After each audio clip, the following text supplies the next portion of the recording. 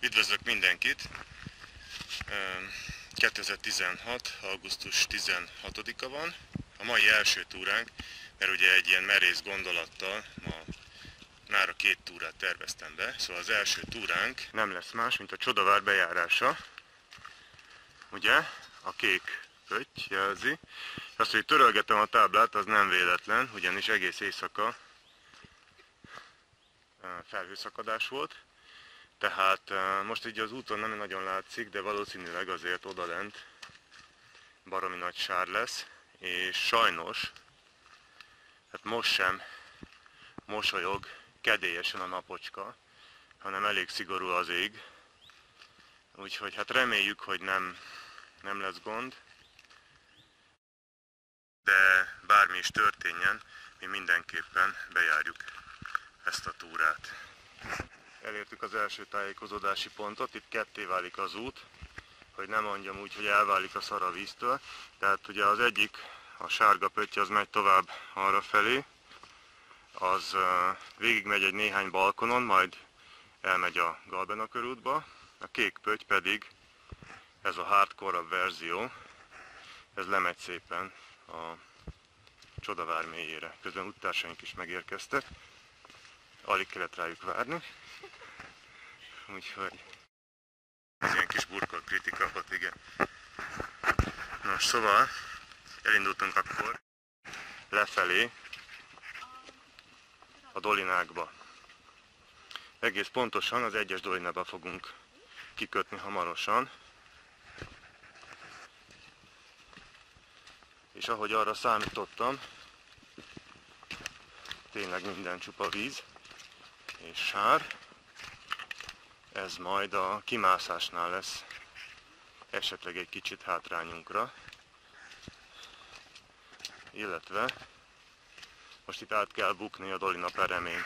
Ez a mai mászásokból csak egy kis ízelítő volt, de úgy látszik, hogy egyeseknek már ez is beszaratós élmény. Innentől pedig most meredeken ereszkedni fogunk, ami a csúszós köveken és gyökereken nem lesz veszélytelen. Most hát az ösvény lejtésszöge az meglehetős, és most a fákba kapaszkodni is kockázatos, ugyanis rögtön jön a hideg zuhany, tehát megrázom, és ugye még mindig minden teljesen vizes. Itt most megint zuhanyozni fogok, úgy nézem. Igen, sikerült. És hát sajnos a civilizáció, illetve inkább a civilizálatlanság velejárói, ott is PET palackok szétdobálva, ide szarva a fatövébe,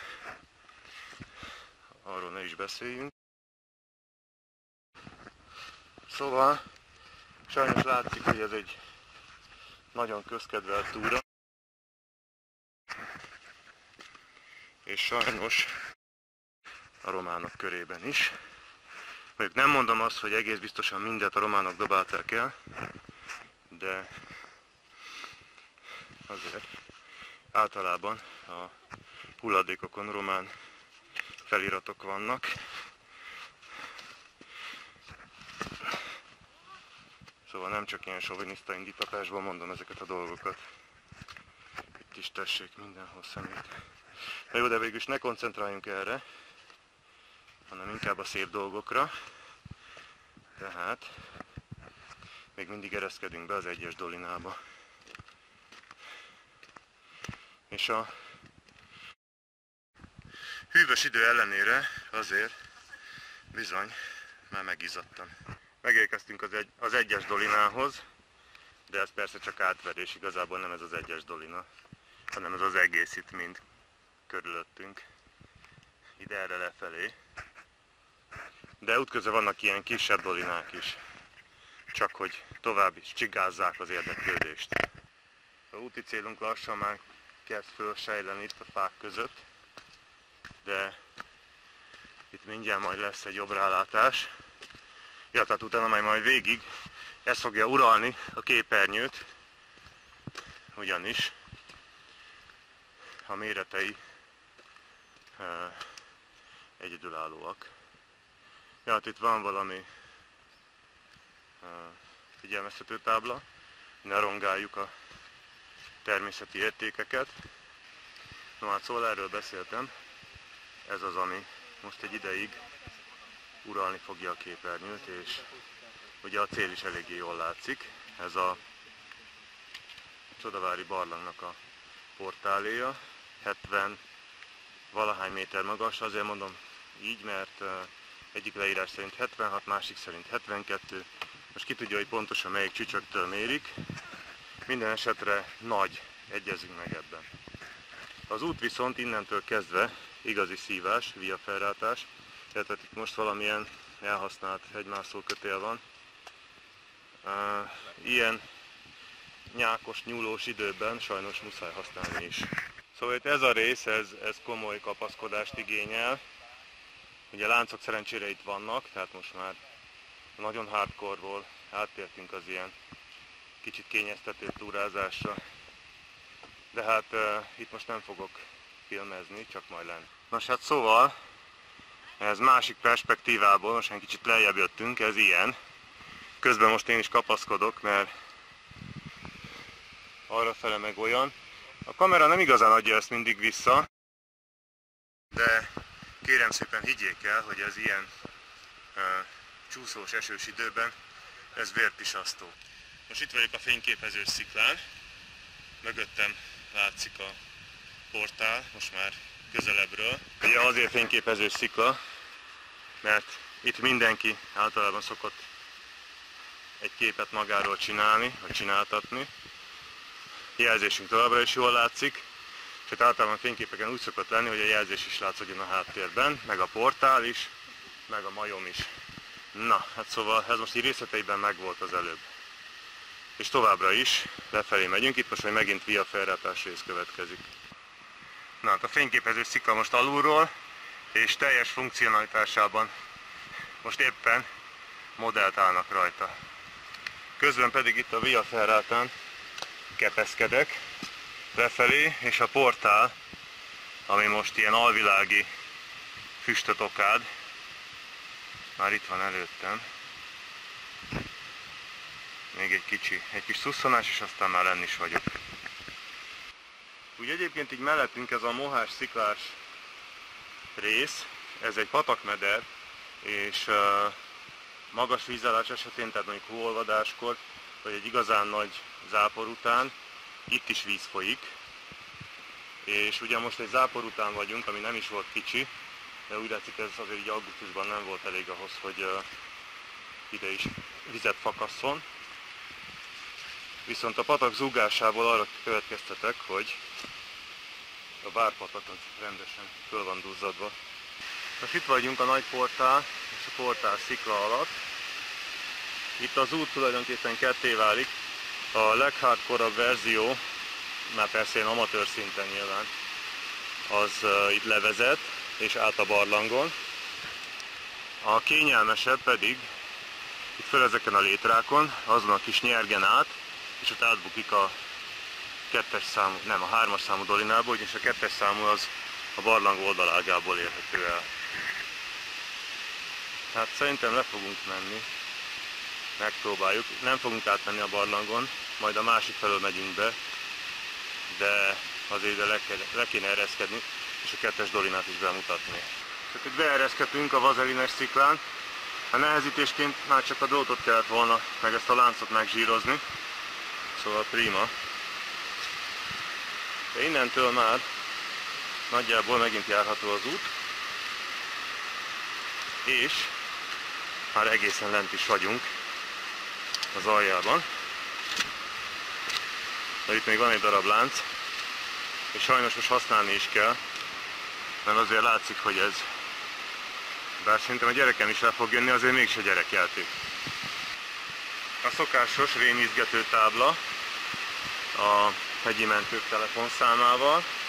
Nem hülyeség egyébként, tehát mint azt már említettem, a hardcore verzió az ugye átvezet a barlangon, ami azt jelenti, hogy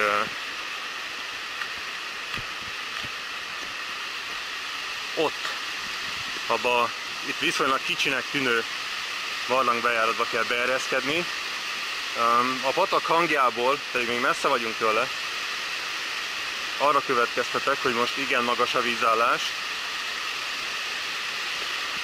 Ilyenkor ez nem mondom azt, hogy lehetetlen, mert semmi nem lehetetlen. Ugye én már mentem át ezen a részen is, arról sajnos nincs film.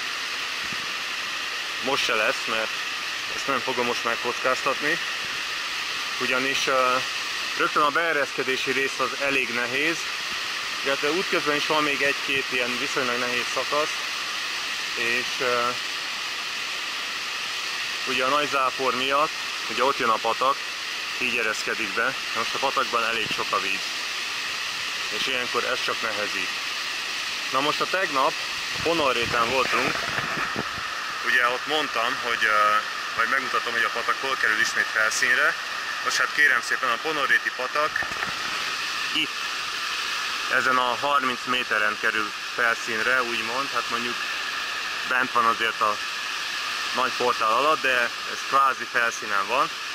Itt bemegy a barlangba, a Csodavárba, végigmegy a Csodavár barlangon, és majd a Galben kitörésnél fog újra és egyúttal végleg felszínre kerülni, de ezt majd csak holnap fogom megmutatni valószínűleg.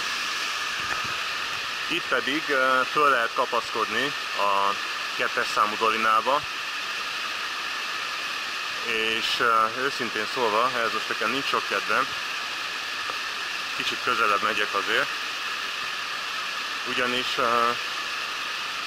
fölfele nincs nagy gond, tehát föl lehet menni, viszont lefele ezen a csúszós szaron, ráadásul ilyen kőfolyás, amit itt is látunk, csak ez még ott fent még vizes is, tehát lefele ez igazán nem egy kellemes élmény, úgyhogy ez kimarad. Hát ilyen szépen ott van, ilyen 100 méternél magasabb sziklafalak veszik körbe. Lehet, hogy majd fényképet beszúrunk ide, nem tudom, hogy van-e róla igazából, voltam már ott fent. És közben a társaságunk többi része is már ereszkedik befelé. Kimásztam még ide a kőfolyás szélére, és így jobban látszik, hogy hol jön be a Várpatak. Ezen a két zuhatagon keresztül, illetve ott arrébb aztán a nagy kövek mellett folyik be, és innen messziről ezek a kövek nem látszanak olyan borzasztó nagynak, viszont ilyen 4-5 méter magasat, legalábbis az alsó, és azon kell valahogy leszánkózni. Ráadásul egy olyan 40 cm tócsába. Higgyék el, nincs kedvem hozzá. Ugye a barlangot a másik felől fogjuk majd megnézni, ameddig lehet persze. Nem fogunk egészen idáig visszajönni, de hogy valamelyest azért mégiscsak képet tudjanak alkotni róla, hogy milyen belülről, ezért mindenképpen megmutatom majd. Különben hihetetlenek a fényviszonyok, most itt egy pillanatra besütött a nap, ott viszont ilyen tökéletes alvilági homály honol. Szóval ilyenkor szerintem talán még látványosabb a Csodavár, mint mondjuk a vakító napsütésben. De jó, hogy nem mondják, hogy milyen lusta vagyok, mégiscsak följöttem idáig. Ez a 2-es dolina. Kicsit közelebbről. Jól látszik, hogy minden irányban sziklafal van. De itt már tényleg nem megyek följebb, mert ez most baromira csúszik, és semmi kedvem leseggelni ezeken a sziklákon. Újra kint vagyunk a gödörből, de mutatom, hogy ez a portál ez olyan nagy, hogy egy felhő is belefér. Tessék íme. Remélem látszik. És akkor most itt a kényelmes, meg kikiáltott úton megyünk tovább. De szerencsére ez tényleg az, tehát ez nem több, mint fölmenni az 5-re. Itt vagyunk az 1-es dolinát, ugye az ott van, elválasztó, mint a 3-astól elválasztó kis gerincen, és a 3-as dolina itt előttünk van. Itt egy viszonylag ilyen nyugdíjas sétány következik, egészen a barlang másik bejáratáig.